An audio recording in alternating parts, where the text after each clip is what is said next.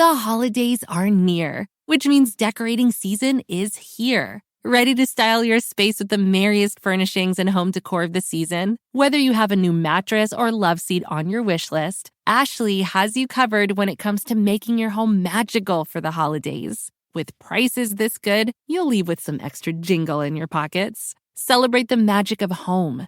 Visit an Ashley store near you or go to ashley.com to start shopping. An idea has just been born. No one has seen it yet. It's tiny, but with the potential to change everything. Every new idea is precious in this way, sometimes fragile or half-baked. Its worth might not be immediately obvious. To survive, we must protect their little sparks. There it goes. Good luck, little guy. So many ideas like this are never realized. They could have been so much more than a line in an email or a mumble on a video call. When ideas are explored on Miro, the visual collaboration whiteboard, they're seen by the whole team in real time. Thoughts come to life and grow through team collaboration. Miro is a space where all ideas are taken seriously, and seriously good ideas come together in unexpected ways. Join over 30 million people collaborating at Miro.com. Miro.com. Welcome to the Boneyard with Steve Robertson. As always, I am your good friend and host, Steve Robertson, here on the Maroon Friday edition of the Yard. Isn't it wonderful that we live in a country that we can celebrate Maroon Friday as we choose? This is our last show of the month from New Mexico. The current plan is for me to head back this weekend, and then we'll do Monday's show from Starkville. That's a plan. I could be talked out of it, but either way, you're going to get a show on Monday. The current plan is for me to head back this weekend. I really don't want to go. Had a great time here with my wife. We've done some amazing things. Went up to Santa Fe, spent some time at a hot springs resort there. We got some other plans before I head back. But, it's tough living apart, but, it's for the short term. I'll be back out here in February, and, of course, I'll see her later this month on a cruise as we take a first vacation in about 7 years. Yeah.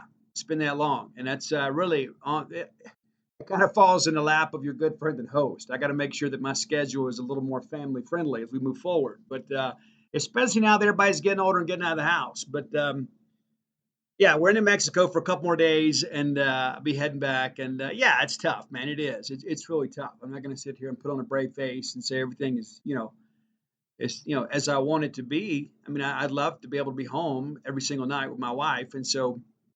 But this is only for the short term as she travel nurses. And I got some other things I'm working on, guys. Got some other things in the plans. We might do some more entrepreneur type stuff, in addition to what we're doing. Not in place of what I'm doing, but maybe in addition.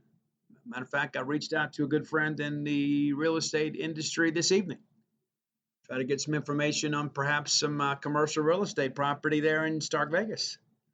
You just never know what your good friend and host is up to. You just simply never know. An opportunity knocks only so often in life. You got to think about that. It's like, is now the time to take a chance? I've always been a risk taker. Even in my advanced age of 50 years of age, I'm still a bit of a risk taker. And so I'm not scared to kind of put it out there and let it all happen for me. So there's a couple things out there I'm kind of got my eyes on. We'll see how it works out. We'll see how it goes. You never know. Might need to do a small business loan with one of you. Maybe you need to reach out. Let me know. I'll let you know what I got planned. Some things we're looking at, right? Some things we're looking at. Let's thank our friends at Bulldog Burger Company. I love Bulldog Burger Company. I loved them before they loved me. I was a customer of that fine establishment before they were a sponsor of the show. Had I not been fully aware of the prospects of a wonderful meal when you put your feet under their table, I would have never agreed to have them as a sponsor of our show. Well, I turn down sponsorships all the time. You would say, well, Steve, there's so many commercials on the show. That's why it's a 90-minute show, right? I got to get paid for my time. Come on now. But it's always worth your time to go to Bulldog Burger Company. There are so many places you can eat, but there are few that compare to the experience at Bulldog Burger Company. Whether it's a night out with friends, a night out with family, you can get your cravings cured right there at Bulldog Burger Company. Get that great restaurant quality hamburger. Maybe perhaps you get the BLT salad. That's a favorite of mine. I like it grilled. You may like it fried. but you're never going to finish it. I'm just going to tell you, the portion is so substantial. A lot of people just kind of pack in a salad in a small bowl and call it a meal. That's just not the case at Bulldog Burger Company. They do a lot more than burgers. You'll be glad you go by. And I tell you this, kind of a sneaky favorite of mine at Bulldog Burger Company, we don't talk about enough, are onion rings. It's weird though. I don't like onions, but I love onion rings. It's weird. It really is. It's one of those things you look at and say, it doesn't make any sense. Uncooked onions, I think, are of the devil. As a matter of fact, I think it says in Leviticus that people that put onions in potato salad are going to hell. Yeah, do your research there. But Bulldog Burger Company, listen, they're heavenly. You go there, you're going to have a great experience. 3 great locations to serve you: University Drive in Star Vegas, Gloucester Street there in Tupelo, and the newest one, Lake Harbor Drive in the Ridge Flowwood area. Be sure and go have that chocolate shake to go. You'll be glad you did. Always have the spring rolls as your appetizer. Always. Make you and everybody around you better looking. Bulldog Burger Company, a place where people go to meet. MEAT. All right. I started the show off kind of on a happy note. I guess kind of sad in some respects, because I'm going to have to, kind of be apart from my wife again for a few weeks. But, here's the thing about that is we, God willing, we'll have a chance to reconnect here pretty soon. And there are some people back home in Starkville that are really struggling tonight. The Montgomery family.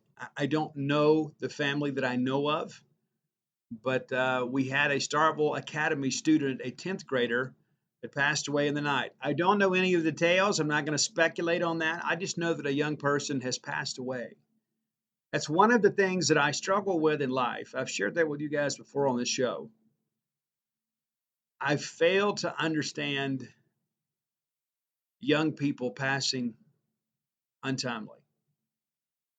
It's when, there's, people have car accidents and things like that. I mean, sometimes you're living life on life's terms, but it's just one of those things that I really, really struggle with. And my struggles are small compared to the people that love this young man. And I understand he was a student athlete. I know he was a football player there at SA. They canceled all sporting events today. Of course, I have a teenager in Starkville now. I don't know if he had any interaction with Daniel or with Walker, excuse me. But the reality of it is there are a lot of people out there that need your prayers today. If you're of the praying type, and I hope that you are, I'm a firm believer in prayer. It's when your life is falling apart, let's see how much of a believer you are in prayer then. But the reality of it is this is a family that needs our support. And my heart goes out to them. That is absolutely one of the biggest fears of my life is having to bury one of my children. I can't even begin to imagine. And because when they're in high school, you're so hopeful about the future, right? Oh, they're going to be picking out of college, identifying a major, becoming a young adult. And you're just so hopeful, because if you're like me, and listen, I grew up as broke as the 10 Commandments, man. I mean, we had nothing. I mean, we had absolutely nothing. Like when all these people talk about privilege, I just think to myself, goodness, I didn't get any of that. But the reality of it is, and I know I said that a lot, is it's not just the current loss. It's the loss of future expectations and future dreams and things of that nature that just make it all seem so incredibly tragic. When a young person passes away, I mean, this is a family, of course, it's burying a child. They'll never have a chance to see him get married or become a father or graduate from college. In this case, even graduate from high school. And so I just wanted to share that kind of as an open on the show today, not to get everybody down, but, we want to talk about life on life's terms. There are some things that happen in life that are really crummy. This is one of them. It is a tragedy. And again, I don't know the details. I just know that there are people within our community today that go to bed tonight with a much different outlook on life. And, it's like, well, it's right here, Christmas. There's never a good time to lose a child. But I can't begin to imagine how hollow the experience will likely be. Knowing you got one more chair than you need. That's a tough, tough thing to think about. So for all of you out there that know this family, pass along our condolences on behalf of a saddened Starkville family and Mississippi State family. We offer our thoughts and prayers to everybody involved. It's just one of those things that I just simply cannot wrap my mind around. I just simply cannot wrap my mind around young people dying. I know it's happened since the creation of time. I get that. I understand it. It's not a new phenomenon. But it's just one of those things, man, that I just wish I could take all these young people up in my arms and just tell them everything is going to be okay. Everything is going to be okay. I remember when I was young, man, it felt like I'd never get to this point in my life. I mean, I really think I'm living on borrowed time. That's the thing I think about sometimes too. If life was fair, I'd be dead and somebody else be alive. So, by the grace of God, go I. I love life. I do. And there are some days, man, that I have absolutely fought to get out. That's the truth, man. I'm just being as transparent as I can be with you tonight. There have been some days in my life that I just feel like I just would like to lay down and die and pray for God to take me. But I know that every day is a gift. I know it. And listen, I had a day here not too long ago, a few weeks back, man, I just laid in my bed. I didn't want to do anything. I did not want to do anything. I didn't want to answer the phone. I didn't want to get up and do anything. I didn't want to do any work. I just wanted to lay there in my feelings, right? And sometimes you got to do that. Sometimes life just beats you down, but you got to keep grinding. You just got to stay after it. And here's the thing too, man, I've been recovering now. If I make it 9 more days, and there's a good chance that I will. If I make it 9 more days, it'll be 31 years clean and sober. And the thing that I've learned through all those 31 years is that this too shall pass. They put that on the back of the chips, and maybe it's to remind us regularly because it's difficult for people like myself because when you're in the middle of the pit, you think it's going to last forever. But the thing that I've learned is when you have those cravings, and even 30 years into this thing, sometimes I have those moments, man, where it's like you feel like the world is caving in on you. And the first thought is, man, I sure wish I could have a drink. I sure wish I could just go knock one back. I sure wish I could get a fifth of Jack Daniels and just knock it all back and make all this go away for a while. Just give me some temporary relief. Give me something for the pain. But if you wait, if you're patient with life and you're painstaking in your efforts, the moment passes. It does. It passes. And for me, it's like I'm laying there feeling sorry for myself. And, I get a text or a call from one of my kids and I'm like, if things aren't so bad, man, and these kids are going to need me. I got to take care of myself. I can't run out here and get drunk because I know what happens, man. I know how the story ends. I don't need to go live it to know how that path ends for me. It may be different for you. Maybe it is, but I know that if I go back out, I'm not coming back. I know it because I know who I am. I'm a prideful person, man. You think I'd want to come back and everybody tell me, he was a fraud all along? And you can say, but Steve, you shouldn't care what other people think. I care. I do. I was telling somebody recently, it's like some days I get down in the dumps, I think I got nothing left to lose. And you're like, well, hey, you got your career, you got your business, you got your reputation, you got all this. I'm like, yeah. But the things that matter the most to you in life, sometimes when there's a shift in life, you lose perspective of all that stuff. At least I do. Maybe I'm different. But I know this. This too shall pass. All things good and bad will pass in some respects. But if you just are patient with life and let things play out a little bit, sometimes you got to white knuckle it. Sometimes you got to text all your friends and say, look, I am not in a good place. Talk to me. I got some friends I absolutely wear out with that, man. I do. I know some people tell me, Steve, it always seems like you got it all together. Man, I don't. I'm living with a fallen nature and living life on life's terms just like everybody else. All these people follow me on Facebook and say, y'all, Steve, you got all this wisdom. A lot of it is borrowed. It's stuff people have passed down to me, some things I've learned in life myself. But, the reality of it is that life is tough, man. Life is tough. The Venture X card from Capital One gives you more of what you love, like premium travel benefits and access to Taylor Swift tickets. Oh, I do love her. Earn 5 times miles on flights and 10 times miles on hotels through Capital One Travel. Enjoy your stay in Suite 13. Whoa, 13? That's Taylor's lucky number. Plus, get access to Taylor Swift The Eras Tour, presented by Capital One. Maybe I'll see you there. The Venture X card from Capital One. What's in your wallet? Terms apply. See CapitalOne.com for details. People love choices. This holiday season, give Choice gift cards. and let them choose their own gifts. It's genius. Available in stores and at giftcards.com. Buy now.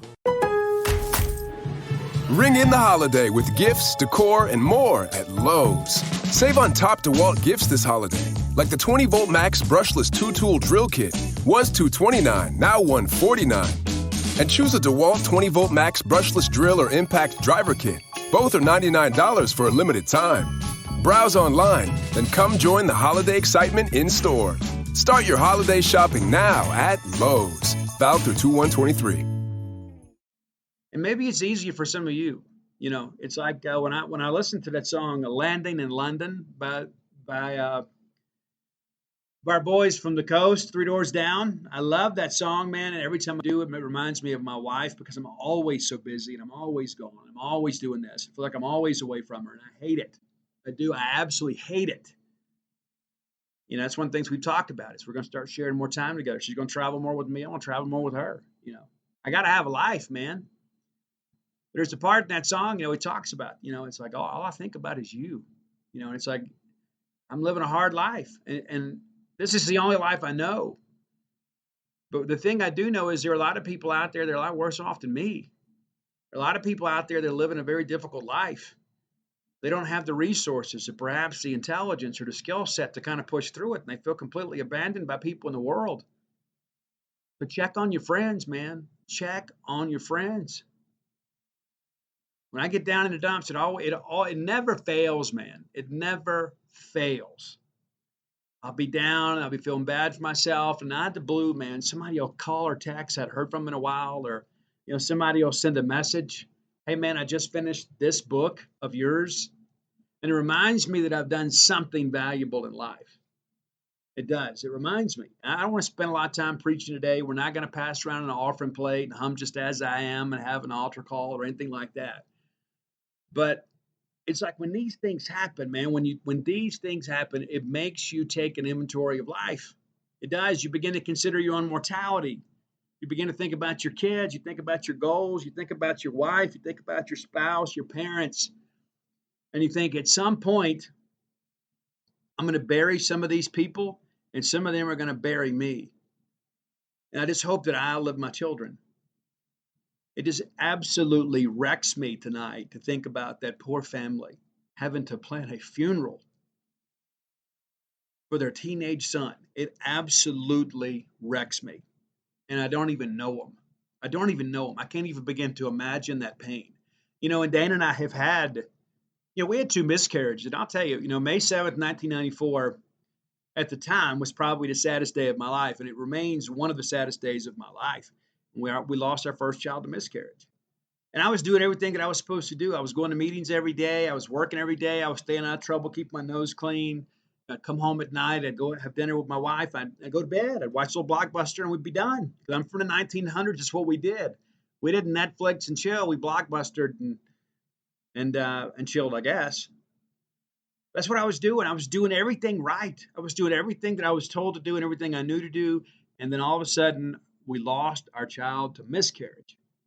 Now, if you've ever been through that, you know exactly what I'm talking about. Your arms have never felt so empty. And the hardest thing I ever had to do was bring her home from the hospital and her walk in that empty nursery. It puts a lump in my throat thinking about it right now. And I used to think that maybe my karma was being arrested on her, that she was being beat up because she was married to me. The bad things that I had done in life.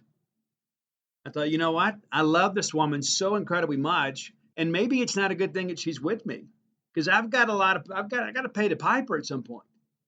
And so I blame myself for a lot of that, for chemicals I'd put into my body, you know, for the life that I had led. I'd made a lot of enemies. But I knew this. I knew in time things would get better. It didn't feel like at the time, but you push through, things get better. And I can tell you, we had Ani. And it was so absolutely incredible. It's like everything in my life, nothing mattered before that moment when I saw my son for the first time. He was healthy. He wasn't happy. He was screaming and crying a lot. But I was so incredibly happy. I feel like, you know what, that God had fulfilled a promise to me.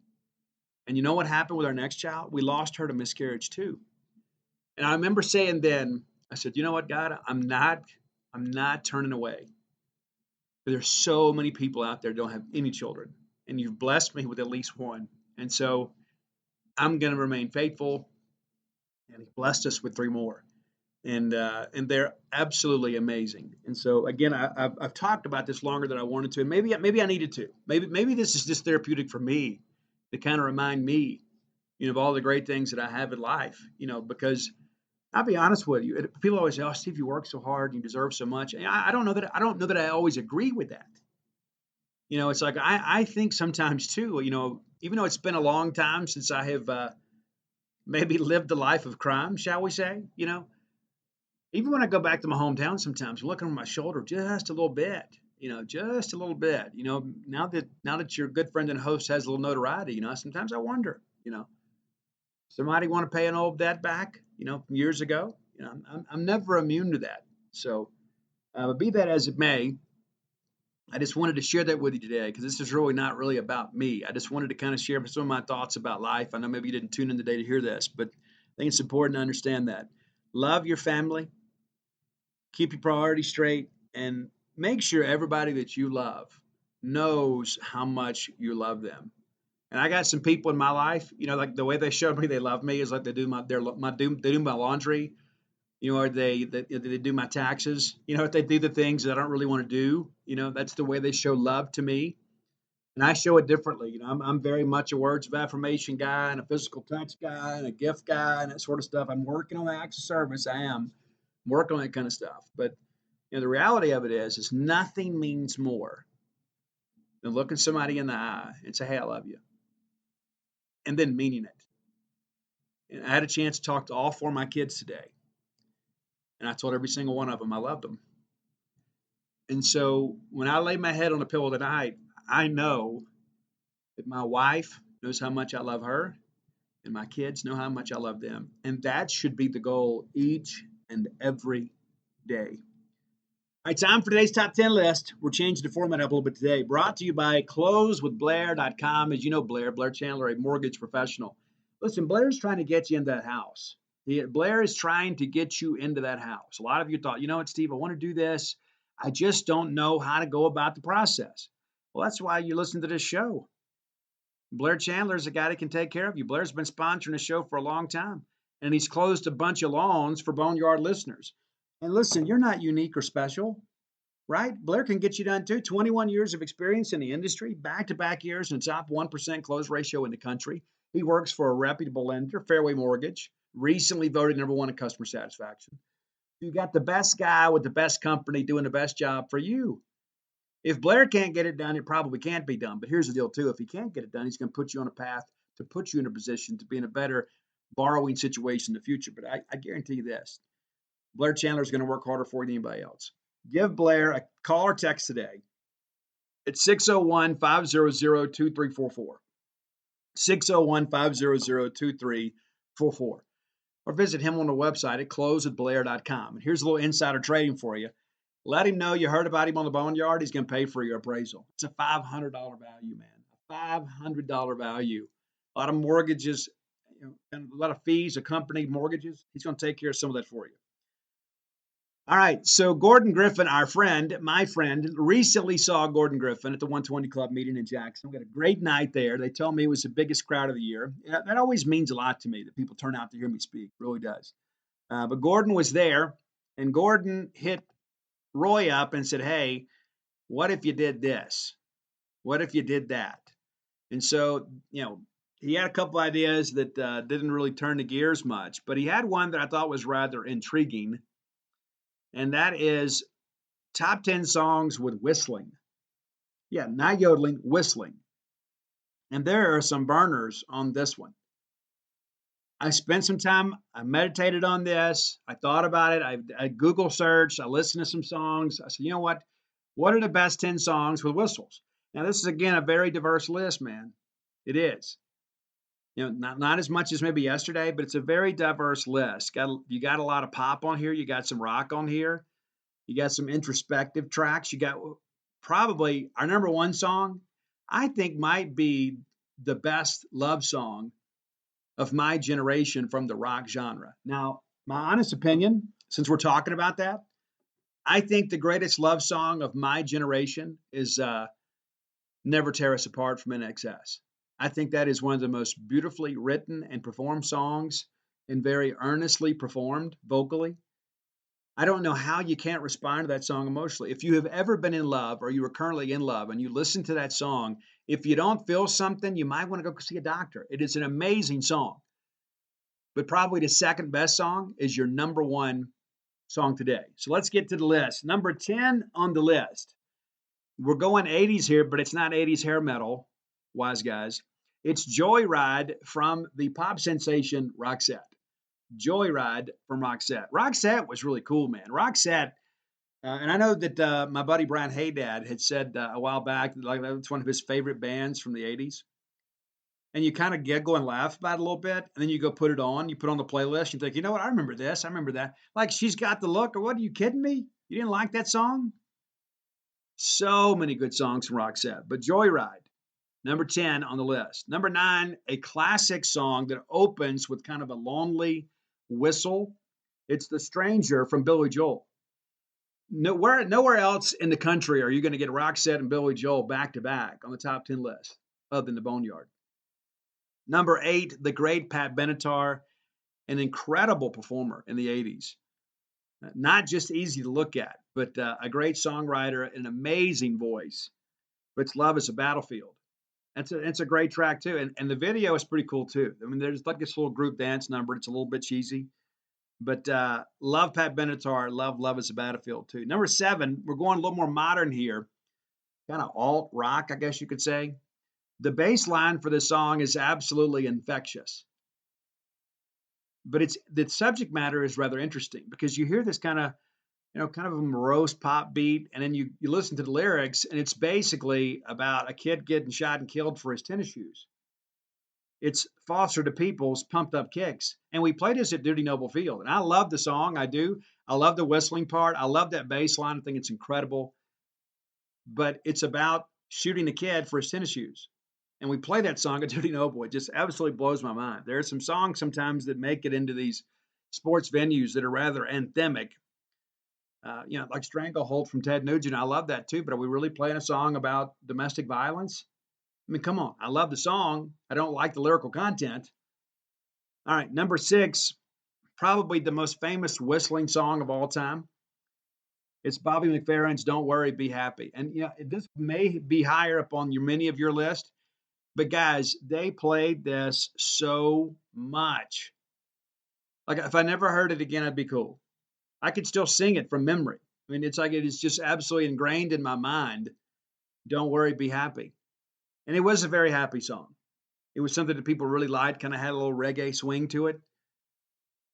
But it was everywhere. Oh my gosh, was it everywhere. I'm from the 1900s. I remember these things. Number 5, also from the 1900s. Probably my favorite female recording act, maybe of all time. Had a handful of hits. And I had a big thing for Susanna Hoffs. She was my favorite Bengal. So we're going with Walk Like an Egyptian, which is a really silly song, but it played well to the MTV generation. Like they even had Muammar Gaddafi. They did some animation there and made him walking like an Egyptian. And so all that stuff was really funny and silly, and it seemed like groundbreaking editing work at the time. But really, we tuned in to see the girls. I mean, honest. Let's just be honest about it. We loved the Bengals because, yes, they were talented. But they were also very fun to look at. All right, number 4. I think one of the most important songs of my generation. We have talked about this track. We've done the Scorpions a handful of times. We've done the Scorpions top 10 list, and it seems like every time that when I start thinking about great rock bands, Scorpions always seems to find a way on the list. I had a chance to see the Scorpions in Biloxi years ago with Motley Crue and a band called Laid Law. That was kind of a Nikki Sixx creation. I had never seen the Scorps. I was absolutely blown away. And you know what a huge Motley Crue fan I am? I thought the Scorpions were better than Motley that night. And that's when Randy Castillo was on the drums for Motley. Tommy was estranged from the band. And Motley was good. Don't get me wrong. They always are. And maybe not as much as of late. But the Scorpions were such pros, man. They were so tight. And Rudy Schenker and Matthias Jobs. And those guys were incredible. And of course, Klaus Meine up there. I mean, just absolutely singing through an accent and making it sound so incredibly cool. But this is the song Wind of Change from the Scorpions. And it is about the fall of communism in Eastern Europe.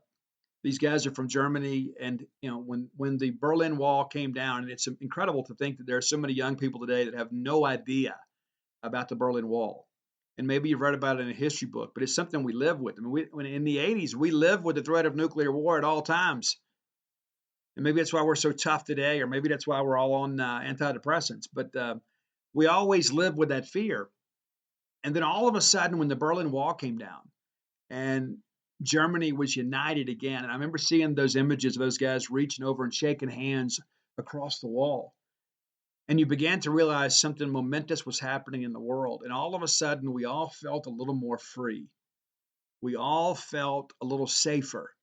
It's like this evil empire that was communism at the time was toppling before our eyes. And we began to think this is a moment in history that'll be recorded forever. And no song captured that moment better than Wind of Change from the Scorpions. So I don't care if you like the Scorpions or not.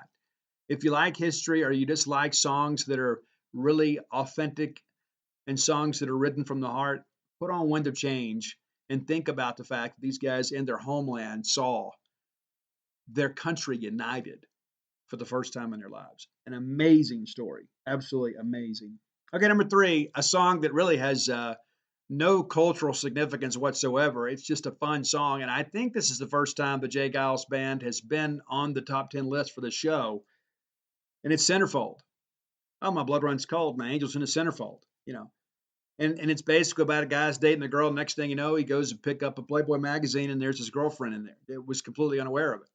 And so it's just kind of a fun, silly song. But there's a nice little whistle part that closes the song that I think is really kind of the signature moment in the song.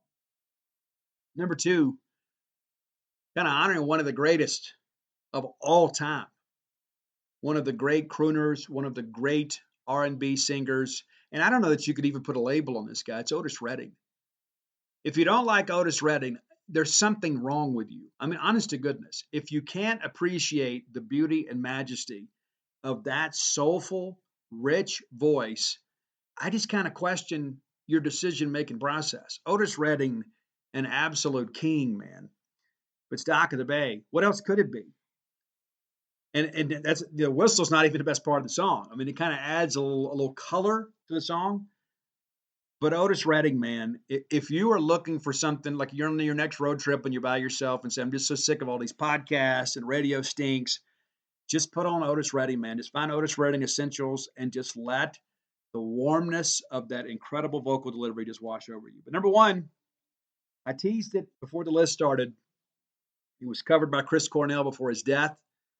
It's Guns N' Roses' Patience, the best whistling song, I think, of all time.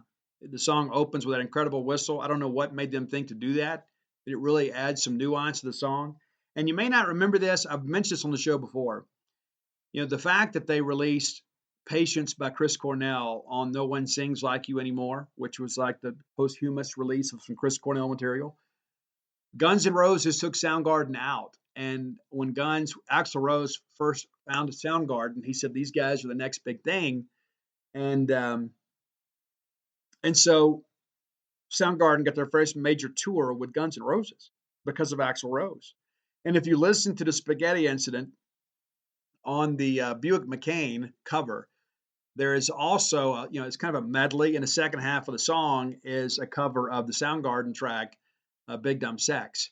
And so here it is kind of coming full circle in the end with Chris Cornell covering a Guns N' Roses song. You know how my feelings about Chris Cornell. But Patience, man, if you've ever, forget Axl and forget Slash and all the big hair and all the makeup and all that stuff. If you just sit and listen to this song for lyrical content and you think about the person you love, this is just one of those songs, man, to me, that just stands the test of time. There are a lot of songs that are dated and they fit certain genres and they fit at a moment in time. This is one of those songs to me that is absolutely timeless. Patience from Guns N' Roses, your number 1 songs with whistles on the top 10 list. So, Gordon, thanks for the idea. Hope I did your list justice. If you have ideas for the top 10 list, reach out to my friend Roy Samante You can find Roy on Twitter at Dogmatic67. That's DAWGMATIC67. And you can find him also on Spotify, and all of our lists will just kind of auto-populate on your phone. Subscribe to Roy's channel. A new list comes up, boom, there it is. We share him on Twitter and Facebook to make it easier for you guys. It would be nice if you would follow Roy. It would make him feel good. I mean, it really would.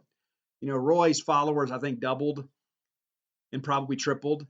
You know, once he started doing these top 10 lists, and he was so gracious to do it. He loves the show and loves the top 10 list. And he goes, you know, I think it'd be cool to do these things as a playlist. And the next thing you know, we've done about 400 of these.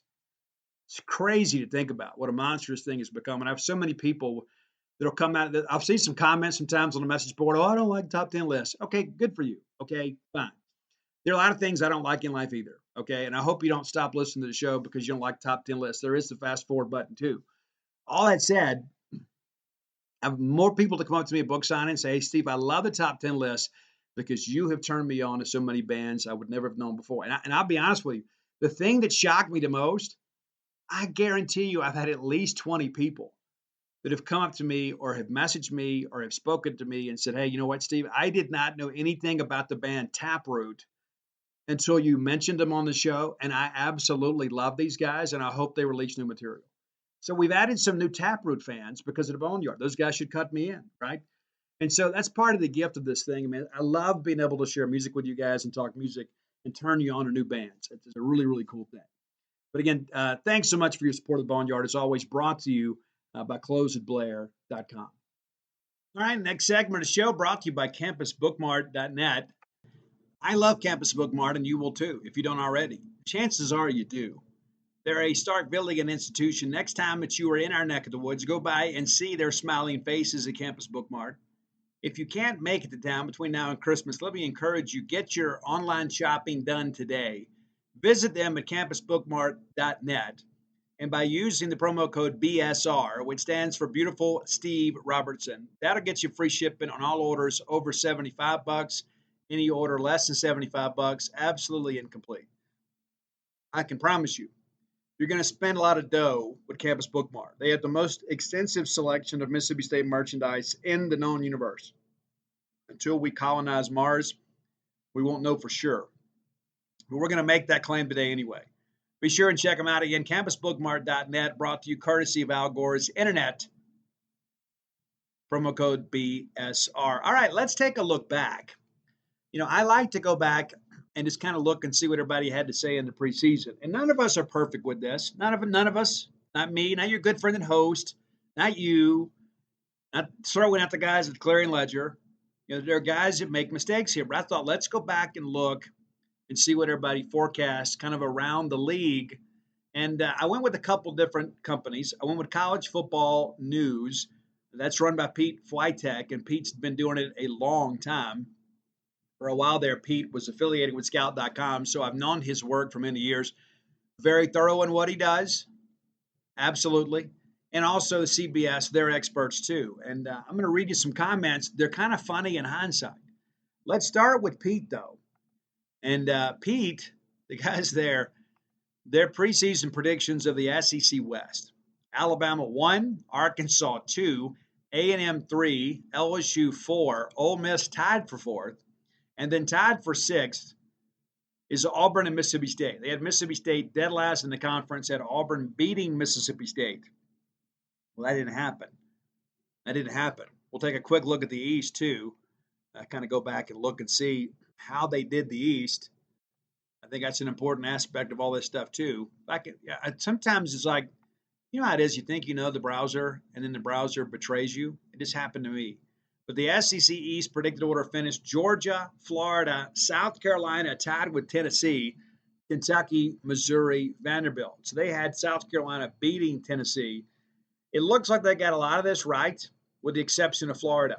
I thought Florida would be better this year, too. I didn't think they would fully contend with Georgia. I thought Tennessee would. I had Tennessee second, Florida third, and then I can't remember if I had Kentucky or South Carolina next, but you know, I feel good about my prediction on Tennessee. Kentucky is another one that I said was a fraud all year long too. But let's look and see what they thought about Mississippi State's schedule. And of course, they picked us last. Last in the West. Thank you so much, Pete, for that. And you know what? Next year they probably won't, nor should they. But they suggested that we would go 3-5 in the league and 7-5 overall. Well, we finished a little bit better than that. They had us beating Memphis and beating Arizona, losing to LSU. Good, right? That's perfect. Had us beating Bowling Green, beating A&M, beating Arkansas. So they had Mississippi State 5-1, and then losing at Kentucky, losing at Alabama, open date, beating Auburn, losing to Georgia, beating East Tennessee State, and then losing to the Ole Miss Rebels. Well, that didn't work out. Now, give them credit, too, now. They nailed the Ole Miss prediction with rare exception. They had Ole Miss going 8-4, but they had them beating us. They had them losing to Auburn, another team they picked last. But, again, they nailed the record for Ole Miss. They miss us by a game, but the rankings were all way, way, way off, as my wife just sends me a heart. That's right. It's that kind of love affair. All right, so let's switch over to the CBS projections. Let's go back. Again, it's fun to go back and look at this. And some of these guys, I give them credit. They will come back and say, hey, I screwed up. I haven't seen it yet, but they will, and we'll all laugh at them. And sometimes they do it to kind of remove the sting of all of that. You're right. That's part of it, right? Well, let me get out in front of this before everybody fills up my Twitter mentions and tells me what an idiot I am. But we'll take a quick look here. The CBS SEC expert picks for 2022. Most overrated and underrated teams, projected order finish, and bold predictions.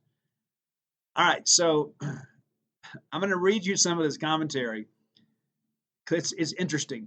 It's interesting in hindsight.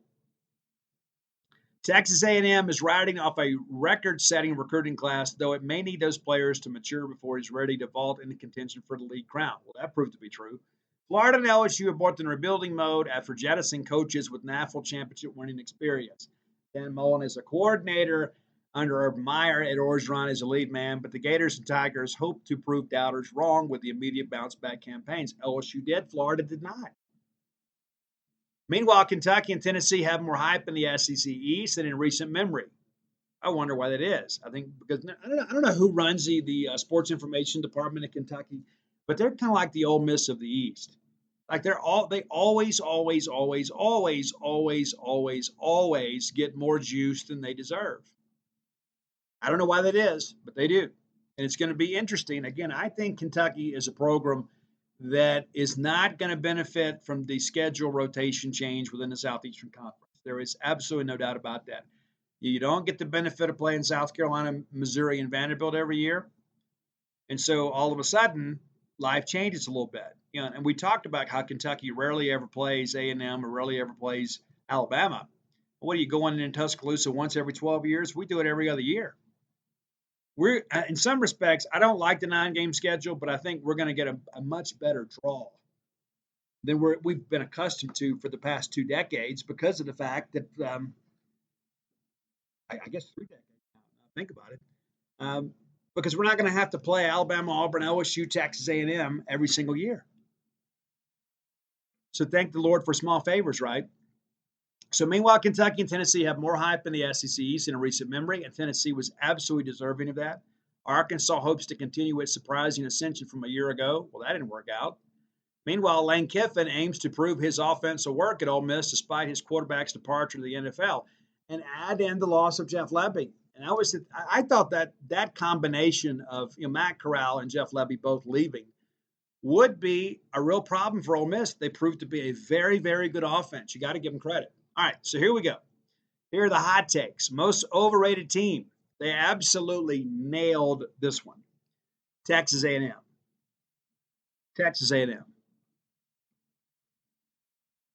You have to pardon me for those pauses. I just got a very interesting text. I can't really talk about it yet, but I've teased it on the show a little bit before. We've got some things that are in the mix, shall we say. And it looks like tomorrow I've got a pretty important phone call. So maybe I'll be able to update you guys next week. We'll see. We'll see how it goes. We will see how it goes. Okay, but most overrated team, Texas A&M. The Aggies begin the year is a number 6 team in the preseason AP Top 25 and a consensus favorite to be Alabama's top contender in the SEC West after reeling in the top recruiting class of all time. That said, an 8-4 record and 5th place finish in the SEC West last year doesn't exactly scream playoff contender. Granted, they lost opening day starter Haynes King to a season-ending injury early in 2021, but Texas A&M is the only team to finish with fewer than 10 wins in the preseason top 12. That's a good note.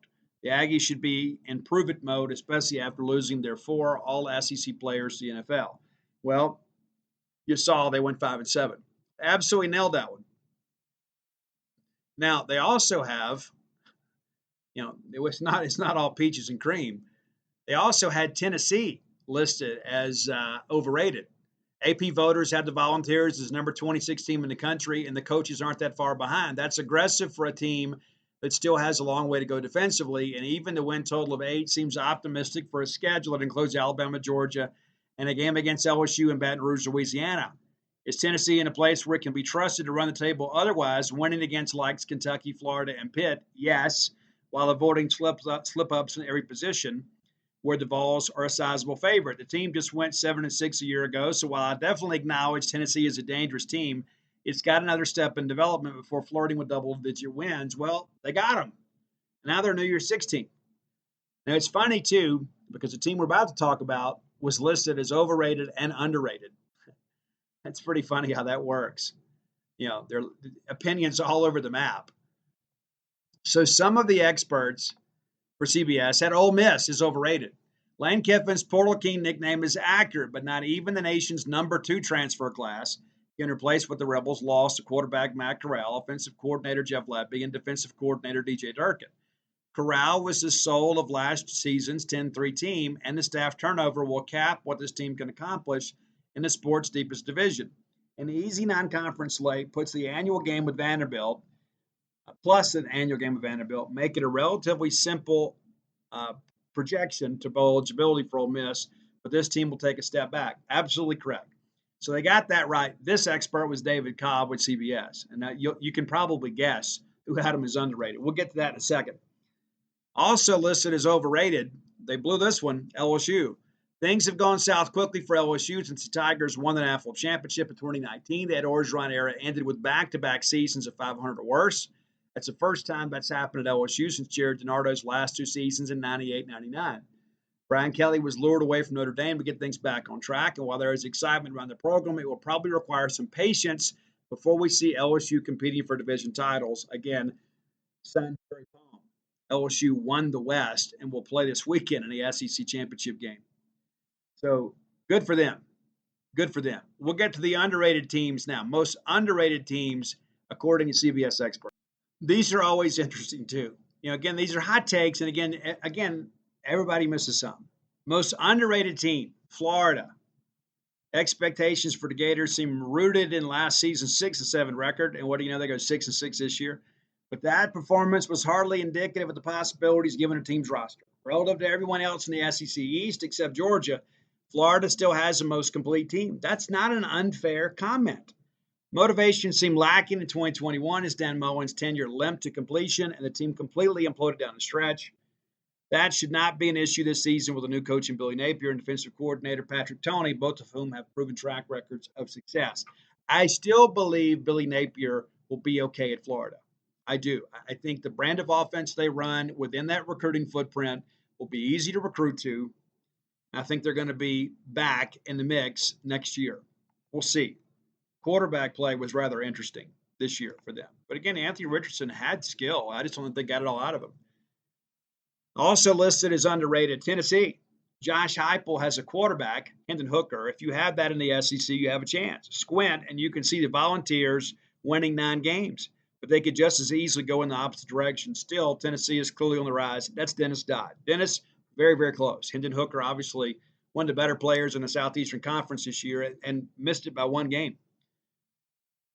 Also listed as underrated. We first discussed them as an overrated team. Here they are as underrated. Ole Miss. This is so homeristic. Too much has been made of the absence of Matt Corral, and not enough has been made of the upgraded running backs core, versatile receivers, tight ends, and a quarterback situation that at the very least is stable. I don't know that I agree with that. You don't lose an NFL quarterback and get better the next year. With Kiffin at the helm, that stability transforming into excellence is more likely than not. I don't care what the defense looks like on a consistent basis because Ole Miss is going to click in a big way against pretty much every team it faces. Signed, your friend, Barrett Sallee. Wow. Absolute shocker, right? Anybody that didn't think they were going to take a little bit of a step back this year was kidding themselves. And I think Ole Miss actually exceeded expectations. I really thought they'd be a 7-5 team. They ended up being 8-4. But no, to expect them to contend for the West this year was probably asking a bit much. And they did until the schedule flipped, right? Those first 7 games were a joke. All right, also listed as underrated, LSU. It's nearly impossible to rate this LSU team entering the season. What I can tell you is what the Tigers are not, and that's the 5th best team in the SEC West. That's where they landed in the preseason media poll. Both the high-end level of talent and depth of options at receiver make almost any other team in the league envious of what Kelly is inheriting. And if the defensive line can stay healthy, that group could be really nasty at the line of scrimmage. With multiple future pros at wide receiver and potentially dominant defensive front, LSU has 2 of the 3 or 4 most important building blocks for success in the modern college game. If Kelly can get quarterback figured out, the ceiling for this team is much higher than many expect. Absolutely nailed it. Absolutely. And LSU is never going to trot bums out there. Also listed as underrated, your Mississippi State Bulldogs. How about that? Tom Fornelli says, has any SEC program flown under the radar this offseason more than Mike Leach's Mississippi State? We're talking about a Bulldog team that returns a veteran quarterback familiar with all the ins and outs of Leach's playbook and nearly all the production from a defense that was better than most realized last season. The Bulldogs are going to pull off at least one major upset and finish higher in the SEC West than most expect. I think Tom got it. I think you got to give Tom Fornelli a lot of credit here. I think Tom was on the Bulldog bandwagon a little bit earlier. I don't know that we got the major upset that we were hoping for, but we won many of the toss-up games that we were hoping to. Kentucky being the lone exception there. I think some people considered LSU a toss-up game. But listen, it's so tough to go into Baton Rouge and win, no matter the circumstance. Also listed as underrated, and I disagreed with this in the preseason, Kentucky. At the risk of offending Coach Mark Stoops, Kentucky is definitely a basketball school. I don't know that anybody can really argue against that. That is the primary reason why his program flies under the radar. Well, that and the fact they're just not very good. They're pretty mediocre, Jerry. However, Stoops has taken Kentucky to 6 consecutive bowl games, including 2 Citrus Bowls, and it has 4 straight bowl wins. The Wildcats may not be ready to compete with Georgia in the East, but they match up well with everybody else. Not bad for a basketball school, Jerry Palm. Jerry, maybe stick to basketball. Okay, here are the bold predictions, and everybody has one. Dennis Dodd said Mark Stoops will win 10 at Kentucky, figure out he's hit his ceiling at Lexington, and will take the not-so-suddenly open position at Auburn. None of those things happened. Tom Fornelli, every team in the SEC West will go bowling, but only Alabama and Texas A&M will win more than 8 games during the regular season. They blew most of that. Chip Patterson, Vanderbilt will hit its over-under win total by the end of September. You got that, Chip, but that wasn't hard to figure considering that week non-conference schedule.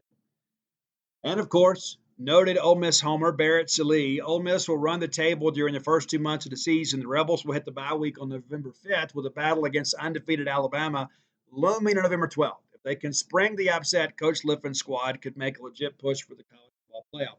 I can't really argue against that. And they were really one play away from beating Alabama. And then they went in the tank, losing 4 of the last 5. Shehan Jaraja, I'm sure I got it wrong, Shehan, I'm sorry. After an overwhelming divisional favorites, Alabama and Georgia, no other SEC squad finds their way into the postseason top 10. Tennessee would like a word. David Cobb says year 1 of the Brian Kelly experiment will go poorly as the ex-Notre Dame coach experiences the nation's toughest division for the first time. Tigers will miss a bowl game but finish with a top 10 signing class anyway. Nothing could have been further from the truth. Jerry Palm, the SEC will put 2 teams in the college football playoff again this season and have a 3rd team in the top 6. Well, that didn't happen either. Now this is the interesting part here, is the predicted order of finish. All right, so we'll break these down individually, and it'll take us a minute, okay? All right, from the East, and the format for this is kind of difficult to kind of keep up with. Probably something we got to get fixed. All right, so Dennis Dodd. So everybody had Georgia winning the East. Everybody, as well they should, right? I think everybody on our side probably felt that way too. But everybody had Georgia winning the East. And then you run down, let's see who got the closest here.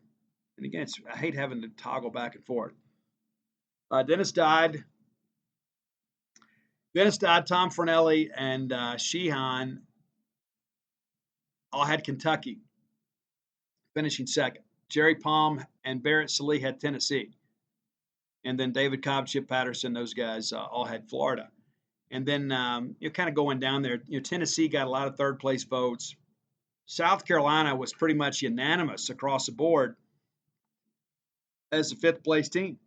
Missouri was unanimous at 6, and Vanderbilt unanimous at 7. So the real play here was in 2 to 4, and it was between Kentucky, Tennessee, and Florida. And of course, Tennessee ultimately wins out there. So let's look at the SEC West. This is what you guys really want to know about. So all of the experts picked Alabama to win the West. No big shocker there. And who else would you have picked? Honestly, who else could you have picked with a straight face? All right.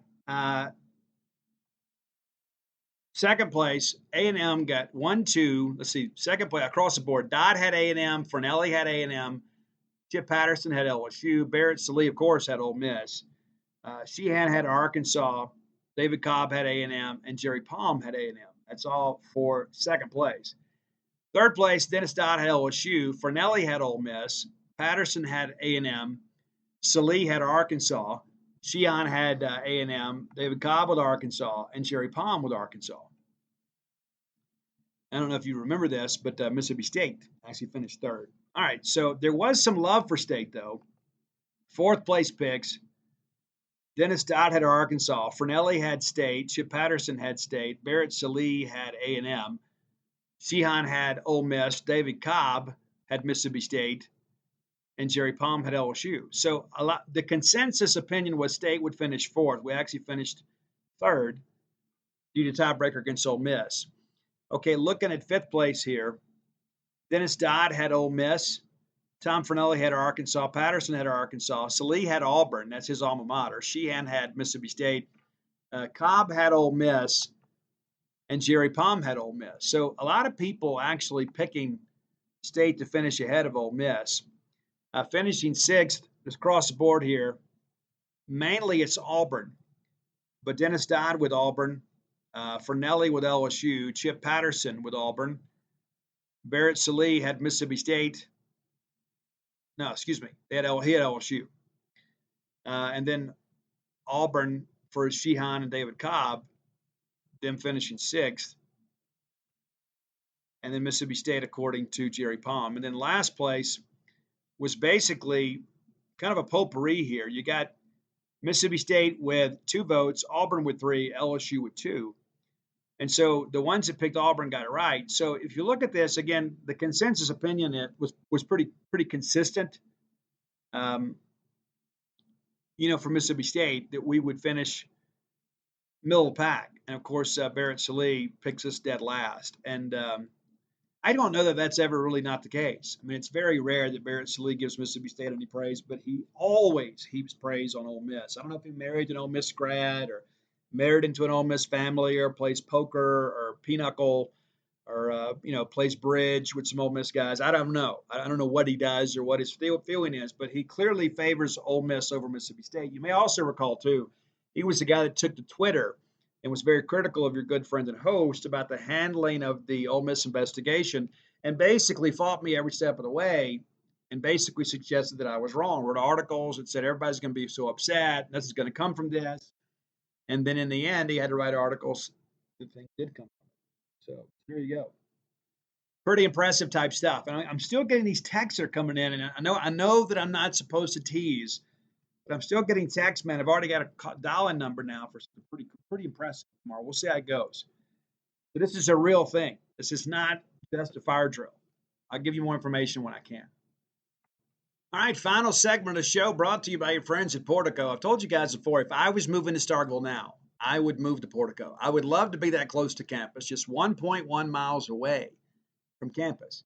I used to run a lot. I might run more. I could just run on campus, right? I guess I could drive over there and do it. But the reality of it is 1.1 miles from campus means it's basically a 2.5 miler out and back. You can go knock that out. And maybe you're not interested in running. You're thinking, you know what, Steve, I want to be the stopover place for all my friends and family on their way to campus.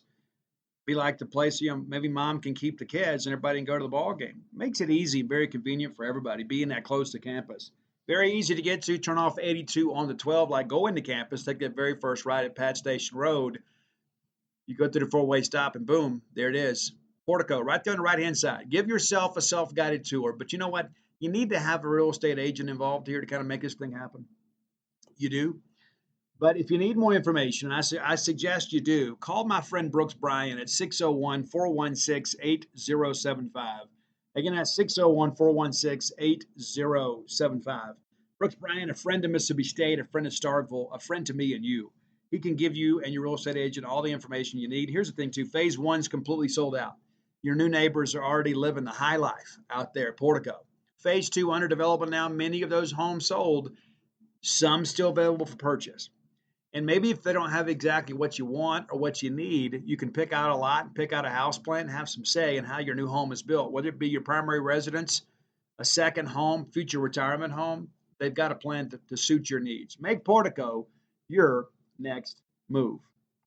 I know you guys are doing some scoreboard watching on the men's side of basketball because I have seen these scores screenshot where Utah just destroys number 4 Arizona. Of course, Mississippi State Bulldogs recently knocked down Utah down in the Fort Myers Classic. And if you recall, the Bulldog defense absolutely just manhandled Utah, limiting them to just 49 points.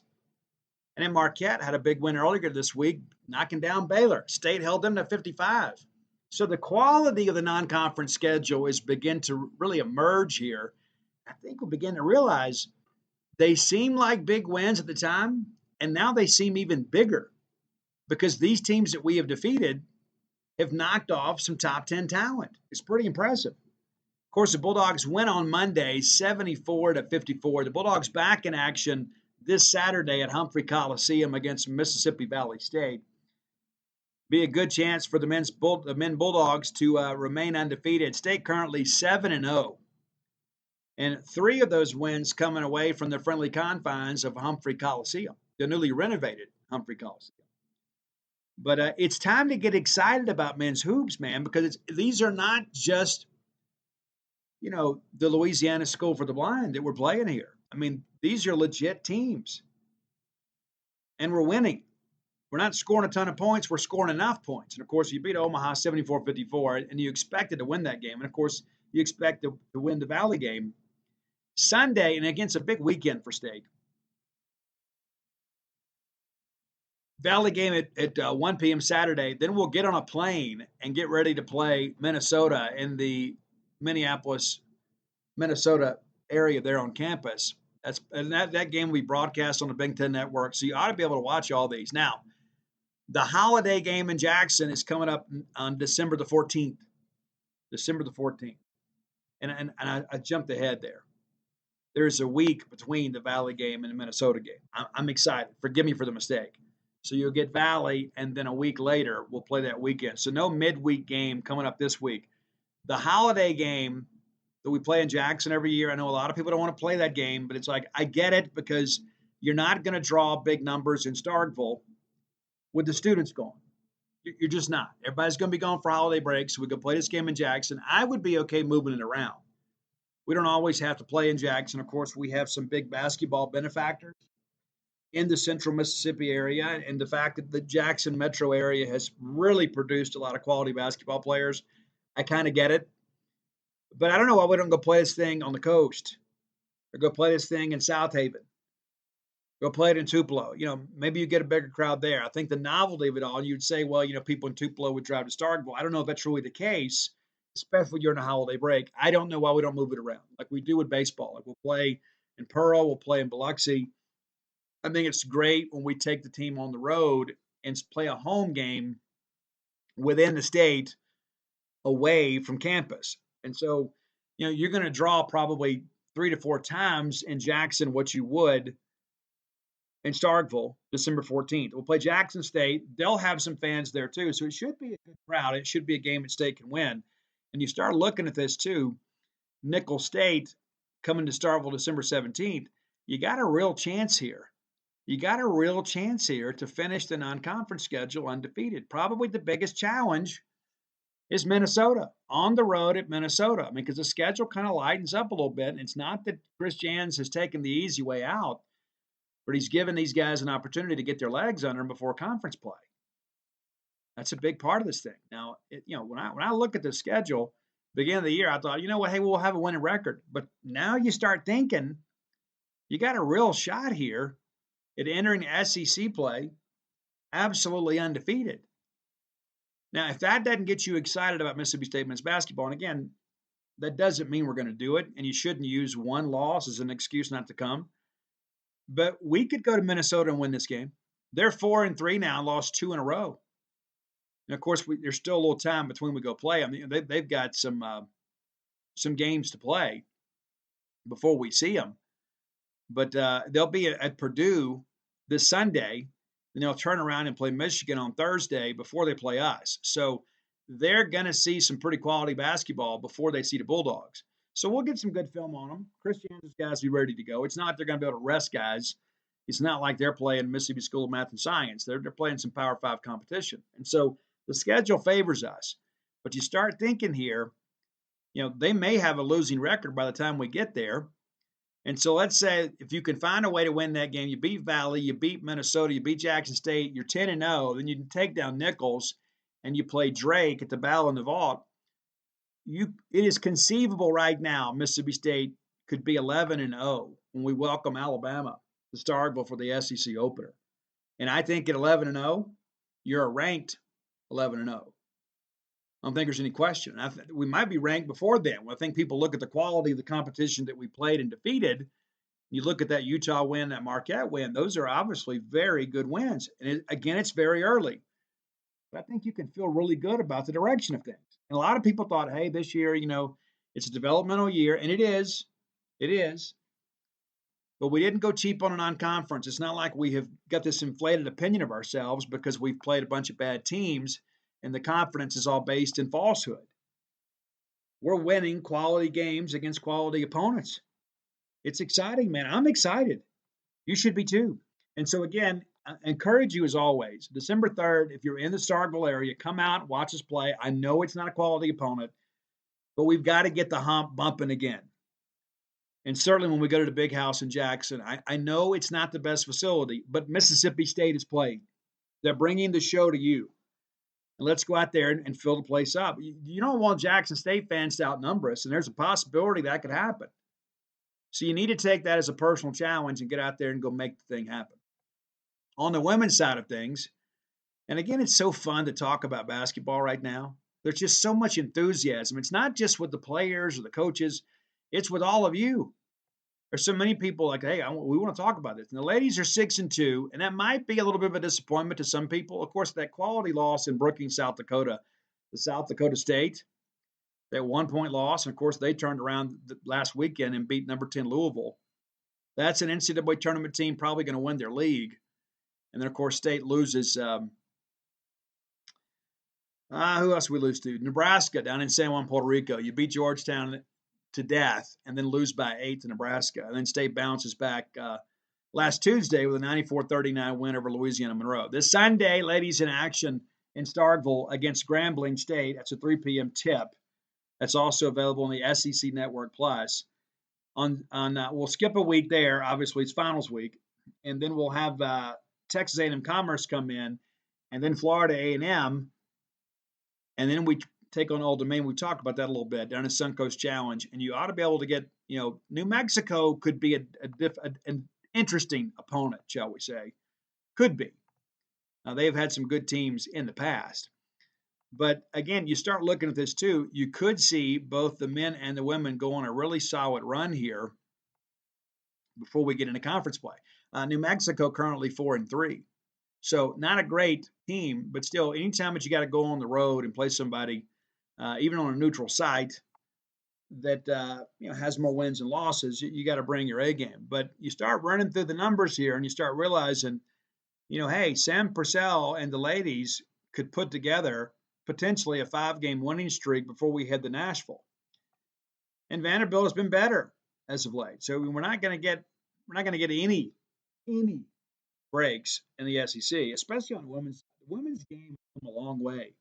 And thankfully, Mississippi State's been a big part of that. But the women's game within this league has improved. There's not a lot of nights off in the Southeastern Conference on the women's side anymore. And there used to be this, this belief and contention that the biggest gap probably in Division I sports is between the haves and the have-nots in women's basketball. I mean, you see some absolutely ridiculous scores sometimes. But in this league, things have gotten a lot tighter. Now, the game that you guys are excited about, let me go ahead and tell you now, New Year's Day, Mississippi State will host Ole Miss in Humphrey Coliseum. That's a 5 p.m. tip, and yes, it's a Sunday, but you're going to be off the next day, right? Because we're going to observe the holiday on Monday. Make plans to attend. Begin thinking about it now. If you're within the sound of my voice and you're not going to the bowl game, you need to be in Starkville when the ladies host Ole Miss. You need to be. And they kind of get a break, too. They're thinking, hey, most of the state fans will be going to the bowl game. There's probably some truth in that. So if you are within a reasonable driving distance, and even if you're not, consider coming to that game. That's an important game for Mississippi State. It is the SEC home opener. But also, too, it's been forever and a day since we've been swept by Ole Miss in women's basketball. And we certainly don't want to have that happen this year. And I think Sam Purcell is the guy that understands the importance of the rivalry and the importance of getting a win in that ball game. So come out, support the ladies. I know many of you are thinking, what, I don't know where the bowl game is going to be. And let's talk about that a little bit in our final moments together. A lot of chatter out there, but I have been told with pretty good authority, and again, things change, things kind of move around. It's a greater than 50% chance that State is in a Florida bowl game. Greater than 50%. One person even said it's closer to 75% in the Florida bowl game. And, of course, Vegas, there's a lot of talk that Vegas wants us. I am told that they are not going to be on our list of 3 preferences. They're not on our list. And, again, every day I have to explain this to people, every single year. I'm not guessing, okay? I didn't just make this up. Of course, I've had friends in the athletic department for many, many years. So the way the process works, again, is Mississippi State and every SEC team that is bowl eligible will submit a list of 3 preferences to the league office. Now, of course, if you make the New Year's Six or the playoffs, then those assignments are already made for you based on your seeding in the rankings. But everybody that's in the pool of 6, and then, of course, the, what is it, the Weed Whacker Bowl and the Birmingham Bowl, it always changes. The 2 bottom bowls, the SEC makes every non-New Year's Six decision with the exception of the Citrus. The Citrus picks their own team. It has historically been the top SEC team outside of the New Year's Six. We fully expect it to be LSU. Fully expect it to be LSU. Unless LSU pulls an upset of Georgia and gets some chaos in front of them, LSU is locked in with the Citrus. With a loss, there's no chance of them making a New Year's Six. With a win, they still need some help. But if they do beat Georgia, I think, remains in the playoffs, and then LSU goes up, which means that you'd have 4 SEC teams in the New Year's Six or higher. Georgia, Alabama, Tennessee, and then LSU. Of course, that LSU lost to A&M last weekend was just devastating to their chances. And so now they're up against it. But they look to be locked in with a Citrus. And then there is the 1-game differential. I think it's important to understand this. Kentucky, 7-5, and they beat us head-to-head. And so you begin to think, too, you introduce that into conversation, and you could see, well, things could change. However, with Will Levis declaring for the draft, I just don't think Kentucky fans are motivated to go watch the game. I think Kentucky's going to lose a bowl game. And I think as a result, because of the fact they're not going to be a team that's intact, that 1-game differential that they always use sometimes to justify a pick to screw a team, it's going to be hard. It's be a hard sell this year. Because you look at it, okay, they beat Mississippi State, but they lost to South Carolina, they lost to Ole Miss, and then all three of those teams finished ahead of them in the standings. Right? So worst case for us right now, I'm hearing, is Music City Bowl. Worst case. And there are worse places to spend the holidays in Nashville, Tennessee. Nashville is probably my favorite southern city, not named Starkville. I love going to Nashville. I love going to shows in Nashville. There's so much to do in Nashville. People are happy in Nashville. I love going. I do. But I don't want to go for a bowl game this year. I want to go to Florida. And chances are I'm going to miss it because I'm probably going to be in the Bahamas. But my point is I think right now you can feel fairly confident that State is going to be in a Florida bowl game. Is it the ReliaQuest? Is it the Gator Bowl? A lot of that's going to depend on what South Carolina ultimately ends up doing. I know that South Carolina likes the matchup against Notre Dame. They would like that experience, and I would too. I'd love to see the Bulldogs play Notre Dame. Not to mention, I think we can beat Notre Dame. But if South Carolina really wants Notre Dame, whether that means moving them to the Outback or the ReliaQuest, whatever we're calling it this year, or moving them to the Gator, I think they're more concerned about the opponent than they are the actual bowl destination. Even though there was some discussion that ReliaQuest in Tampa has a bit of fatigue for South Carolina fans. They don't really want to go there. They'd rather go to the Gator Bowl in Jacksonville. And I'm sure that is an easier trip for them. But the reality of it is South Carolina is, in my mind, exceeded expectations and put themselves in a good position here. So I guess there's probably a less than 5% chance we go to Vegas, but you can't totally rule it out right now. You just can't. I'm told that Ole Miss wants to go to Vegas. And I'm told that Ole Miss is on the Vegas list. Now, of course, everybody will have all that ready to go, and the bowls are awaiting because the bowls make their three preferences known too. They inform the SEC, hey, we would like to have these three teams, one of these three teams. Now, let's say, for an example, that the Gator Bowl has South Carolina number one and South Carolina has Gator Bowl number one. There's no discussion to be had. That's what's going to happen. You're going to give everybody what they want. It's just like I mentioned this on the Gene's page earlier today. Somebody's trying to argue with me about this. And like in 2017, do you think Texas A&M had the Belk Bowl on their list? Well, no, they didn't. They just happened to be the last team standing, so they got sent somewhere else. You think the Belk Bowl wanted Texas A&M? Of course not. They didn't. They wanted an Eastern team because people are not going to travel all the way from College Station, Texas to Charlotte. They're just not going to do it, and they didn't.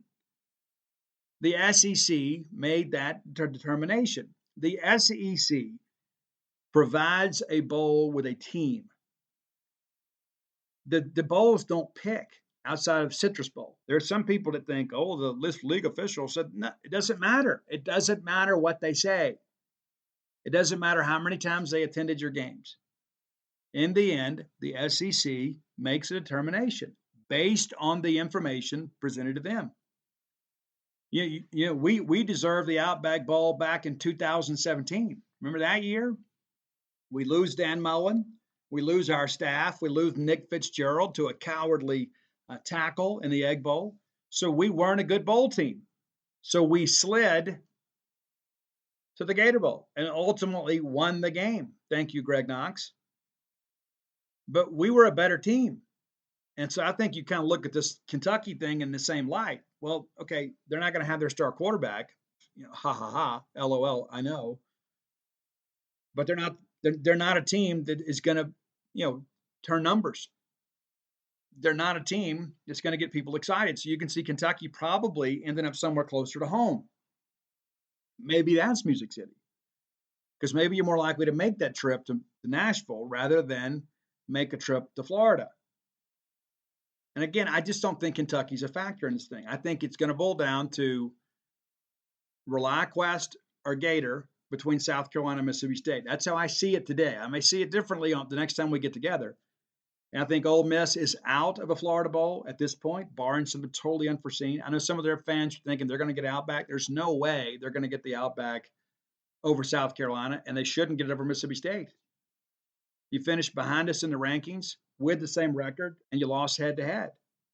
And so there's all these – I think there's going to be some Ole Miss people really disappointed in their bowl destination because they have spent the entire year thinking, hey, we got a chance at a New Year's Six. And, forget the fact that we've lost 4 of the last 5. We should be in a New Year's Six bowl game. And so that's where things in their mind kind of set. And I just don't agree with it. I think that Ole Miss is probably in a Tennessee bowl game or Vegas. I don't think they go to Texas. I think they go to Vegas or they go to Music City. I guess they could go to Liberty. I don't think they've dropped that far, though. But the reality of it is the preferences matter, but ultimately the decision lies with Greg Sankey and the SEC office. That's how it works. I'm not guessing here. I'm not bringing all this stuff up. I've spoken extensively over the years with John Cohen about this, about how the bowl process works. Where do we factor in? That's like last year. A lot of people expected us to go to Texas. Well, the Liberty Bowl wanted us, and we wanted Liberty Bowl. So we went to the Liberty Bowl. It didn't matter what Texas wanted. There were a lot of talk last year. Texas Bowl wants Mississippi State. Texas was like number 2 on our list, I guess. But Liberty wanted us.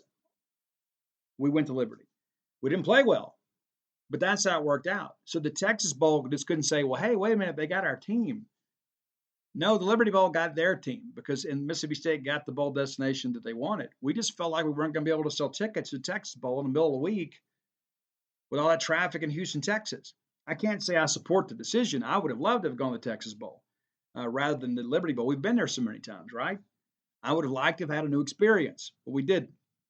So that factors in. What the schools want, what the bowls want, have to work in conjunction. It can't be a situation because, like, if that was the case, I'll give you a good example. Let's go back to 2001. And I mentioned this in my article yesterday. Ole Miss finished the regular season with a 7-4 record. Alabama finished the year with a 6-5 record. Ole Miss beat Alabama that year. Alabama got the Independence Bowl. Ole Miss stayed home. Was that fair? Absolutely not. That couldn't have happened to a better group, but the reality of it is that is absolutely the wrong way to do things. That is one of the reasons that the SEC changed the language in the contracts about the SEC bowl tie-ins, that the league office has to have some say. Because how many times have we been slotted to go to a better bowl game and we get stuck going somewhere beneath our record?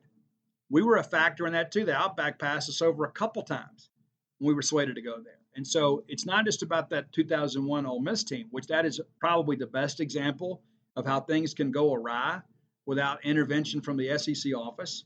And so now they handle it.